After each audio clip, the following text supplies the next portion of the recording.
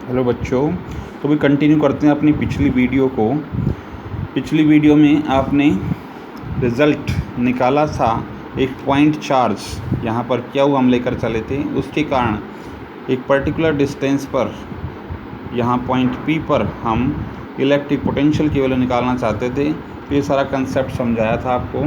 Last में यहाँ पर 1/∞ की वैल्यू हमारी कितनी हो जाएगी, 0, और 1/∞ 0 हो जाएगा तो ये रिज़ल्ट आपके पास आ जाएगा 1/4πε0 और क्यू, और साथ में नीचे क्या आ जाएगा भाई, आर।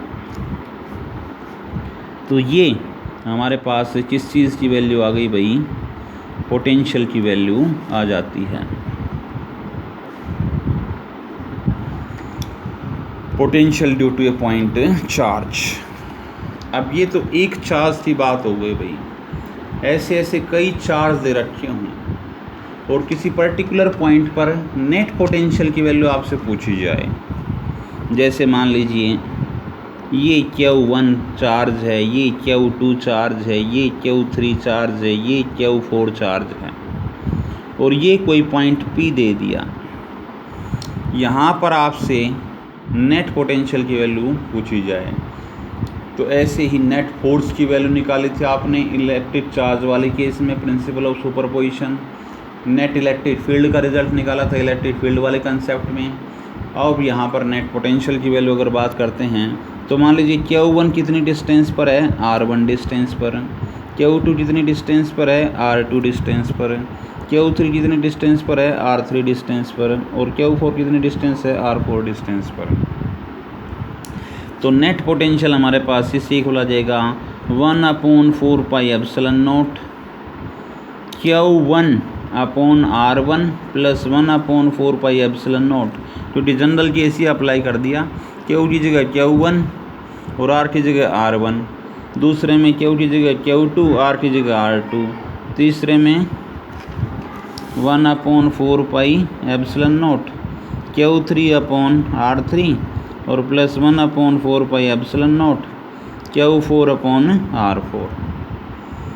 तो इस तरह से आप जनरल केस बता सकते हैं भाई नेट पोटेंशियल का 1/4πε0 summation QI/RI where I = 1 to n। वो जितने भी चार्जेस हों उन सब की चार्ज और डिस्टेंस का रेशियो का सम, और साथ में क्या आ जाएगा भाई 1/4πε0। इसके बाद भाई हम डिस्कस करते हैं एक इलेक्ट्रिक डाइपोल के कारण किसी गिवन पॉइंट पर पोटेंशियल की वैल्यू हम कैसे फाइंड आउट करेंगे। तो भाई अब डाइपोल का कंसेप्ट आपने पीछे पढ़ा था इलेक्ट्रिक फील्ड वाले केस में।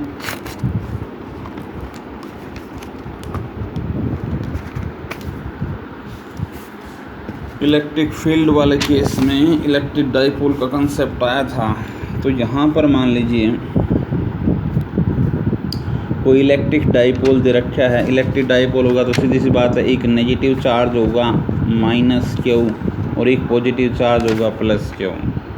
ठीक है, एक इनका सेंट्रल पॉइंट होगा, ये मान लीजिए हमने O सेलेक्ट कर लिया। अब इस डाइपोल से मान लीजिए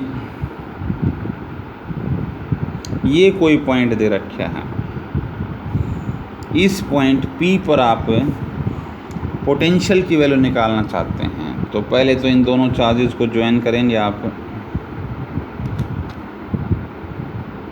इस पॉइंट P के साथ।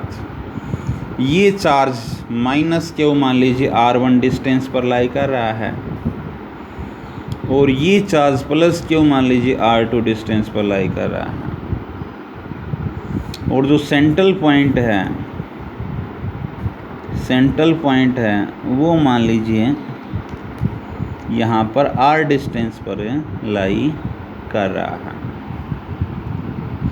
तो अभी नेट पोटेंशियल की बात हुई थी, अलग अलग चार्जेस दे रखे हों और किसी गिवन पॉइंट पर नेट पोटेंशियल निकालना हो तो हमने क्या बताया था, कितना पोटेंशियल इस चार्ज के कारण लाई करेगा प्लस कितना पोटेंशियल इस चार्ज के कारण लाई करेगा, उनका सम ही तो होगा।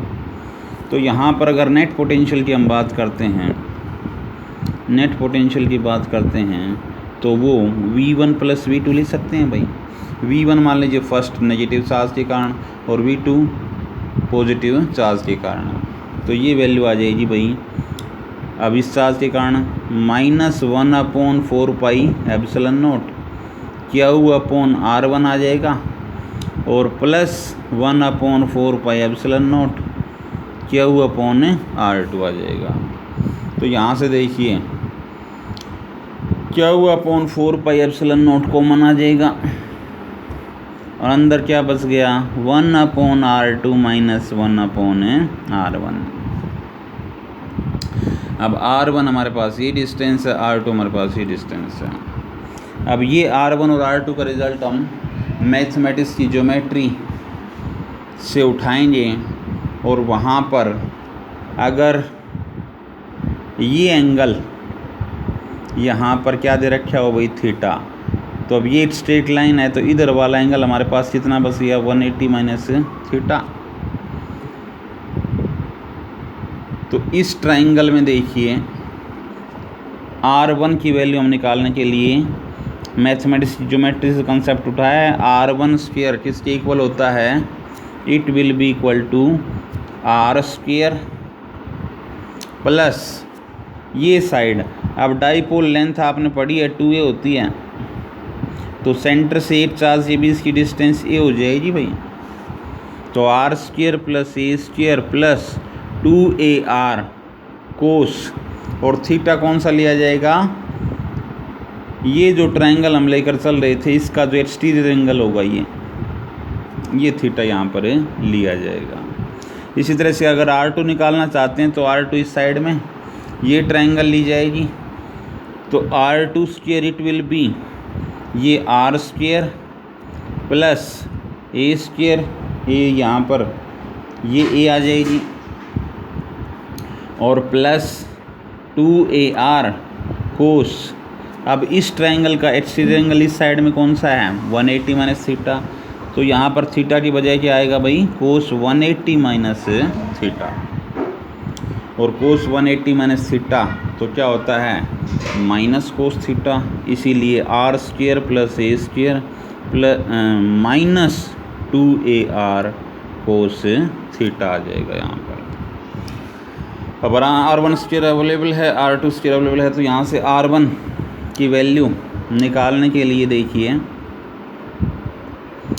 R1 स्क्वायर किसके इक्वल है R square plus a square plus 2AR cos of theta. ठीक है, तो इसमें आप क्या करेंगे भाई, इसमें मान लीजिए हमने R स्क्वायर बाहर ले लिया, ठीक है, अंदर क्या आ जाएगा भाई 1 plus a square upon R square और 2AR cos theta upon R square, तो एक R से एक R कैंसिल आउट, ये बच जाएगा। तो R1 स्क्वायर किसके इक्वल आ गया, R1 स्क्वायर किसके इक्वल आ गया R स्क्वायर इंटू 1 प्लस, अब देखिए इसमें a और R को कंपेयर करते हैं, तो a और R को कंपेयर करें तो यहाँ पर एज्यूम किया गया है कि a is very very less than R, a is very very less than R। तो जब वो केस होगा तो a square upon R square very small quantity हो जाएगी, इसलिए इसको यहाँ पर नेगलेक्ट कर देंगे। तो यहाँ पर बच जाएगा 1 प्लस 2a अपॉन R और साथ में क्या है भाई कोस थीटा। अब R1 स्क्वायर ये आ गया, हम R1 का रिजल्ट निकालना चाहते हैं तो taking square root on both sides, ये तो R1 स्क्वायर का तो क्या हो जाएगा R1 R स्क्वायर का R, और इसके ऊपर क्या लग जाएगा भाई 1 plus 2a upon R cos theta, और इसकी पावर कितनी हो जाएगी भाई 1/2। इसी तरह से R2 का रिज़ल्ट आप निकाल सकते हैं। R2 का रिज़ल्ट यहाँ पर भी R आ जाएगा, और ये अंदर अब इसमें देखो लास्ट वाली टर्म में क्या था, -2AR कोस थीटा, तो यहाँ पर 1 - 2A/r कोस थीटा, और इसकी वैल्यू कितनी है भाई, 1/2। अब देखिए भाई, ये तो हो गए R1 और R2 की रिज़ल्ट, लेकिन हमें तो चाहिए 1/R1 और 1/R2 के। तो 1/R1 किसके इक्वल आ जाएगा, 1/R1, इसका रेसिप्रोकल 1/R, और इसकी वैल्यू आप ले सकते हैं 1 + 2A/r कोस थीटा, इसकी पावर माइनस में चली जाएगी। इसी तरह से 1/R2 1/R 1 - 2A/r cos theta, और इसकी वैल्यू किस में आ जाएगी, माइनस में। बस ये वैल्यू आ गई। इन दोनों वैल्यूज़ को आप इस इक्वेशन में पुट कर दीजिए, तो नेट पोटेंशियल कितना आ जाएगा भाई,